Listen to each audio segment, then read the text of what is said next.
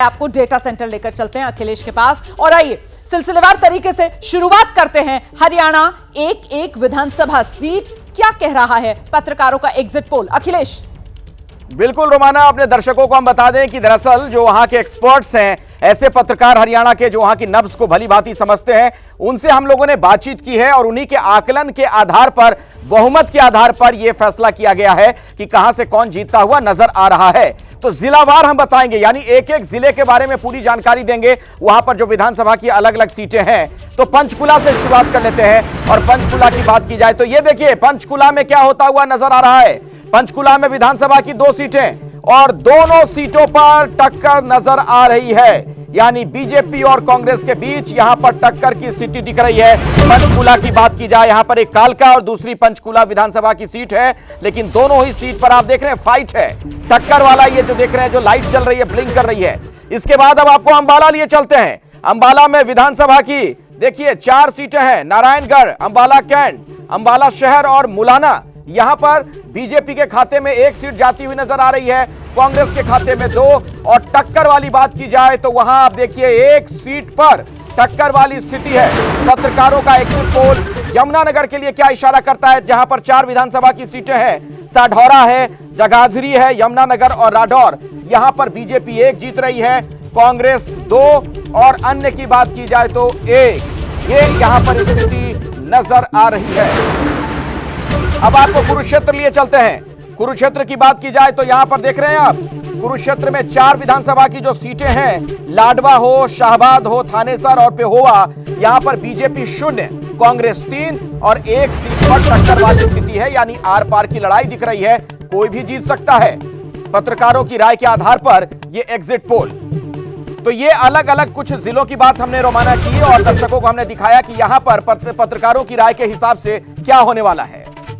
तो कुल मिलाकर यह बड़ा आंकड़ा अभी तक आपने देखा, 4 जिलों का पूरा लेखा जोखा, 14 ये विधानसभा सीटें और उसमें सबसे महत्वपूर्ण कुरुक्षेत्र इसलिए क्योंकि इसी में वो लाडवा सीट आती है। लाडवा सीट जहां से इस बार बीजेपी ने मुख्यमंत्री नायब सिंह सैनी को चुनाव मैदान में उतारा है। तो अब तक का पूरा आंकड़ा जो आपके सामने आया है, 4 जिलों की 14 विधानसभा सीटें, जिसमें BJP 2 clear cut, Congress 7 clear cut, अन्य 1 और टक्कर में 4 सीटें हैं। मतलब ये 4 सीटें ऐसी हैं जो कहीं भी जा सकती हैं, लेकिन इन 14 सीटों में कांग्रेस यहां पर 7 के साथ बड़ी कंफर्टेबल पोजीशन में नजर आ रही है। पर महत्वपूर्ण क्या हो जाता है, वो जो टक्कर वाली 7 सीटें है ना, उसमें टक्कर है कुरुक्षेत्र की लाडवा सीट से भी है। हम सीधे आपको लेकर चलते हैं, हमारे साथ इस समय जफर इस्लाम साहब मौजूद है और उन्हीं से जानते हैं। जफर इस्लाम साहब, ये करनाल से लाडवा भेजकर मुख्यमंत्री नायब सिंह सैनी को ही फंसा दिया क्या बीजेपी ने? देखिए, जो आपने दिखाया है, आपके आंकड़े दिखा रहे हैं, मेरे आंकड़े उससे विपरीत हैं रोमाना जी। मुझे बस बिल्कुल रिवर्स दिख रहा है, इसलिए कि आपने पंचकुला की बात की। हमारे सिटिंग एमएलए हैं, वहाँ से भी हम जीतेंगे, आराम से कंफर्टेबली जीतेंगे। अंबाला कैंट में भी हम जीतेंगे, अंबाला है भी हमारे और हम रिटेन करेंगे। अंबाला सिटी में भी रिटेन करेंगे। आईएनसी को मुलाना में झटका मिलेगा, हम वहाँ भी जीतेंगे। और यमुनानगर में भी हमारे सिटिंग एमपी एमएलए हैं, वहाँ भी जीतेंगे। लाडवा में भी हम सिटिंग है और हम लाडवा में हम जीतेंगे। नहीं, लाडवा में सिटिंग नहीं है, लाडवा में मेवा सिंह जीते थे पिछली बार कांग्रेस के। आपको गलत जानकारी है, लाडवा सिटिंग नहीं है आपकी सीट। मैंने 1 मिनट में आप गलत सुना, मैंने कहा कि लाडवा में भी हमारे सिटिंग नहीं होने के बावजूद हम जीतेंगे इस बार, ये मैंने कहा। लेकिन लाडवा सीट पर तो टक्कर नजर आ रही है ना, जीतेंगे यहाँ पर, ये भी कहा मैंने। सर, कल नतीजों का दिन है, कल तक दावों का दंगल यहाँ पर चलेगा और आप लगातार दावेदारी कर सकते हैं, लेकिन आदेश का जल्दी से रुख करते हैं। आदेश, लाडवा सीट जबरदस्त टक्कर नजर आ रही है, नायब सिंह सैनी चुनाव में फंस गए क्या? नहीं, देखिए, उनको शिफ्ट करना ही मुझे लगता है बीजेपी की गलती थी। करनाल सीट से 10 साल तक मनोहर लाल खट्टर मुख्य विधायक रहे। हाँ। और जब बाई इलेक्शन हुआ तो उनको वहां से लड़ाया गया, लेकिन उसी वक्त मनोहर लाल खट्टर ने वहां के लोगों को, वहां पे ना पंजाबी कम्युनिटी बहुत ज्यादा है करनाल में, उनको ये वादा कर दिया था कि ये सिर्फ बाई इलेक्शन के लिए यहाँ तक रहेंगे, उसके बाद मैं इनको शिफ्ट कर दूंगा। और फाइनली पहले नारायणगढ़, फिर कुरुक्षेत्र और करनाल और फिर लाडवा, तो 4 चौथी कॉन्स्टिट्यूंसी है ये मुख्यमंत्री की। और मुझे लगता है कि वहाँ पे एक एक इंडिपेंडेंट कैंडिडेट है, उनका नाम है संदीप गर्ग, जिसने काफी हद तक टक्कर दी है बीजेपी को और काफी नुकसान किया है, और इसीलिए मुख्यमंत्री की सीट जो आपको फंसी हुई नजर आ रही है। और एक और चीज रोमाना, ये जो पूरा रीजन है जिसकी आपने बात करी, इस पूरे रीजन की, यहाँ बीजेपी बहुत स्ट्रांग होती थी। पिछले 10 साल में बीजेपी ने यहाँ से मैक्सिमम नंबर सीट रखी हैं। और आप देखिए राहुल गांधी ने जिस दिन वो यात्रा की शुरुआत करी वो इसी रीजन से करी।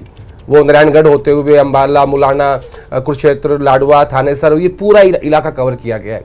यानी मेरे कहने का मतलब ये है कि बीजेपी इस बार अपने गढ़ में कमजोर है और ये 14 सीटें जो है ना आदेश, ये जो 14 सीटें हैं जिसका पूरा लेखा जोखा हमने यहां पर दिखाया है, इन 14 सीटों में अगर 2019 की बात की जाए तो 7 सीटें बीजेपी ने जीती थी, लेकिन इस बार क्लियर कट मामला 14 में से सिर्फ 2 ही ऐसी हैं जो फिलहाल बीजेपी के खाते में जाती हुई नजर आ रही हैं। एक तरीके से आप इस इलाके को नॉर्थ हरियाणा वाला इलाका कह सकते हैं, हालांकि इसमें जो जीटी रोड बेल्ट है वो भी कहीं ना कहीं आ जाती है, लेकिन बड़ी बात यह हो जाती है हर्षवर्धन जी की कुरुक्षेत्र और वहां पर लाडवा सीट जो फंसी हुई नजर आ रही है। हालांकि रणनीति तो यह होनी चाहिए थी कि आप मुख्यमंत्री के चेहरे को उतार रहे हो तो वो आसपास की सीटों पर भी प्रभाव डाले, लेकिन यहां तो ये दांव उल्टा पड़ता हुआ नजर आ रहा है। हर्षवर्धन जी, देखिए, ये एक जनरल परसेप्शन है कि लाडवा लड़ाकर नायब सिंह सैनी को भारतीय जनता पार्टी ने एक गलत निर्णय लिया। अब कल जब परिणाम आएंगे तो चूंकि ये कांग्रेस की सीट परसेप्शन गलत है कि गलत निर्णय लिया? नहीं, मैं कह रहा हूं कि ये एक परसेप्शन है कि गलत निर्णय लिया, लेकिन जब कल परिणाम आएंगे तब तय होगा कि कितना गलत है कितना सही। कई बार जब आप किसी कमजोर विकेट पर होते हैं तो आप जिसको कहते हैं थोड़ा डेयरिंग करनी होती है, और कई बार राजनीति में वो सफल हो जाता है, कई बार असफल होता है। अब अगर इसी जो एग्जिट पोल ये पत्रकारों वाला है, ये थोड़ा दूसरे एग्जिट पोल से ज्यादा मुझे रियलिस्टिक दिखता है। दरअसल हरियाणा की, पूरे हरियाणा की, अंबाला कुरुक्षेत्र भारतीय जनता पार्टी के लिए स्ट्रांग विकेट रहा है, लेकिन ओवरऑल कोई ऐसा हरियाणा में कभी भारतीय जनता पार्टी कोई 70-80 वाली नहीं रही। 2009 में तो 4 विधायक थे, उसके बाद ना अचानक वो बढ़ी और फिर 2014 और 19 में बनी, 19 में फिर 40 पर आ गई। लेकिन अपनी इस स्ट्रांग होल्ड में 2 सीटों पर भाजपा और 7 कांग्रेस, मतलब कांग्रेस के पक्ष में एक हवा है।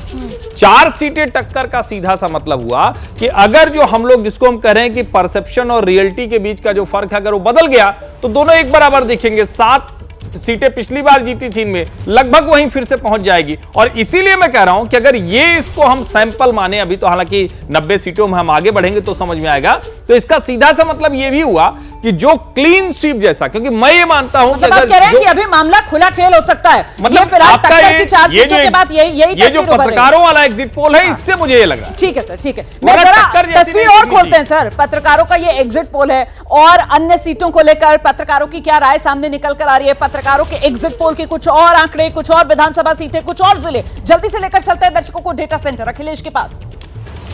बिल्कुल, देखिए लोगों के मन में कौतूहल है कि क्या होने वाला है, पत्रकारों की राय क्या है, तो अलग अलग जिलों के हिसाब से हम आपको बता रहे हैं वहां की विधानसभा सीटों पर क्या समीकरण नजर आ रहा है। आगे बढ़ते हैं, अगले जिले की अगर मैं बात करूं तो वहां पर विधानसभा की कौन कौन सी सीटें हैं वो जरा देखिए। कैथल की मैं बात कर रहा हूं, यहां पर गुहला है, कलायात है, इसके अलावा कैथल, पुंडरी, ये 4 विधानसभा की सीटें जहां पर आप देख रहे हैं बीजेपी खाता नहीं खोल पा रही है। कांग्रेस के खाते में 2 सीटें जाती हुई नजर आ रही हैं, एक अन्य के खाते में और एक पर कांटे की टक्कर नजर आ रही है। ये तो कैथल की बात हुई। अब करनाल की बात कर ली जाए तो करनाल में विधानसभा की कुल 5 सीटें आती हैं इस जिले में। नीलोखेड़ी है, इंद्री, करनाल, घरौंडा और असंध, यहां पर 3 सीटें कांग्रेस जीतती हुई नजर आ रही है पत्रकारों की राय के मुताबिक, और 2 सीटों पर कांटे की टक्कर है, यानी आर पार की लड़ाई आप कह सकते हैं। तो ये तो करनाल की बात हुई।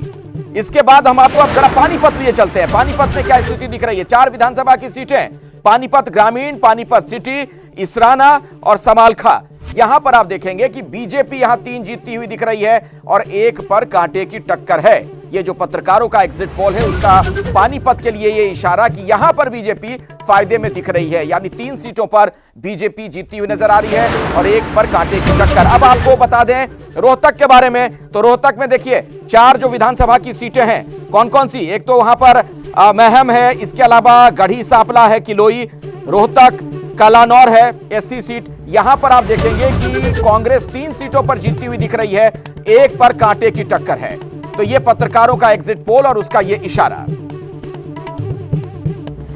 और जिले जिनके पूरे आंकड़े आपके सामने रख दिए हैं, मतलब ये 17 और विधानसभा सीटें आ गई हैं जिसका पूरा लेखा जोखा मैं आपको दिखाने जा रही हूं। इसमें कैथल भी है, इसमें रोहतक भी है, तो अभी तक कुल 8 जिले हो गए हैं। सीटें 31 हो गई हैं, जिनकी तस्वीर साफ हो गई है। 31 सीटों में कांग्रेस यहां पर पत्रकारों के एग्जिट पोल में बड़ी लीड लेती हुई 15 क्लियर कट सीटें जो है 31 में से कांग्रेस के खाते में जाती हुई नजर आ रही हैं। 5 क्लियर कट बीजेपी जीतती हुई नजर आ रही है। पत्रकारों का एग्जिट पोल ये कह रहा है कि लेकिन 9 सीटें ऐसी हैं जो किसी भी तरफ जा सकती हैं, मतलब 9 सीटों पर जबरदस्त टक्कर देखने के लिए मिल रही है। अन्य के खाते में 2 सीटें जाती हुई नजर आ रही हैं। सभी खास मेहमान हमारे साथ लगातार बने हुए हैं। बलवंत जी का रुख कर लेते हैं और शुरुआत में कैथल से करना चाहती हूं। बलवंत जी आपके साथ, क्योंकि कैथल से इसलिए सर इस बार कैथल की 4 सीटें हम दिखा रहे हैं पत्रकारों के एग्जिट पोल में कांग्रेस के खाते में जाती हुई नजर आ रही हैं। और यही कैथल जहां पर पिछली बार कांग्रेस का सफाया हो गया था, 3 बीजेपी और 1 जेजेपी के खाते में सीट गई थी इसी कैथल में।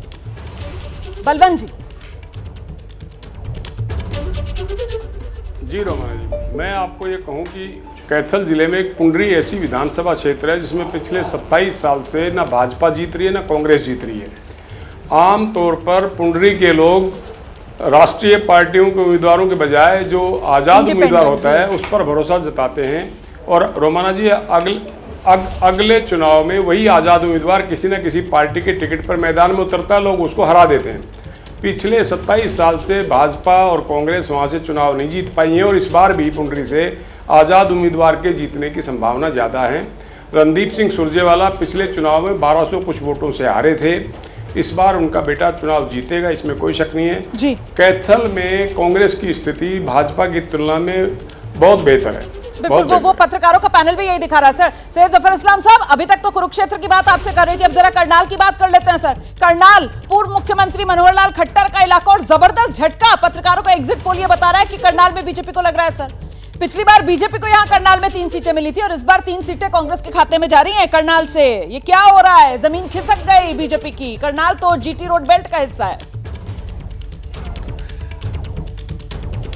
देखिए, अभी आप रोमाना जी, आप जिन सीटों की बात कर रही हैं, चाहे करनाल हो, चाहे कैथल हो, चाहे पुंडरी हो, चाहे नीलोखेड़ी हो, चाहे हिंदरी हो, चाहे गरौंदा हो, इस सब चीज़ों में हमारे भी एनालिसिस की हुई है और हमें लगता है कि कुछ सीटें ज़रूर 1-2 कांग्रेस की तरफ रुझान है, बट बाकी सीटें हमारे तरफ रुझान है। कुछ सीटें जो हैं वहाँ सिटिंग एमएलए हैं और हम रिटेन भी कर रहे हैं, ऐसा हमारा अनुमान है। और हमारे फीडबैक मैकेनिज्म के हिसाब से, जैसे आपने फॉर इंस्टेंस आपने कलायत में बताया, कलायत में हमारे सिटिंग एमएलए हैं, वो जीतेंगे।